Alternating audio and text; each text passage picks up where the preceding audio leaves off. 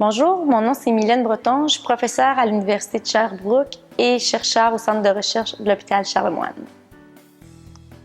Au Québec, il y a un problème important de patients sans médecin de famille, puis pour répondre à cette problématique-là, le gouvernement, de concert avec la Fédération des médecins omnipraticiens du Québec, ont mis en place des guichets d'accès aux clientèles orphelines, des GACO.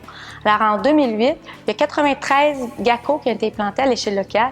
Puis l'idée, s'il y avait deux objectifs, c'était d'augmenter le nombre de patients avec un médecin de famille et de prioriser les patients les plus vulnérables.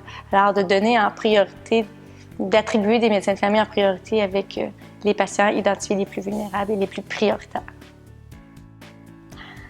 Alors, les patients peuvent s'inscrire eux-mêmes dans les GACO ou ils peuvent être référés par un professionnel lors d'une consultation. Et une fois les patients inscrits sur cette liste centralisée à l'échelle locale, une infirmière fait une évaluation pour identifier et déterminer les patients les plus prioritaires pour les jumeler en premier avec un médecin de famille. Nécessairement, les patients sont jumelés selon l'offre et la demande, alors la demande des patients et l'offre des médecins de famille.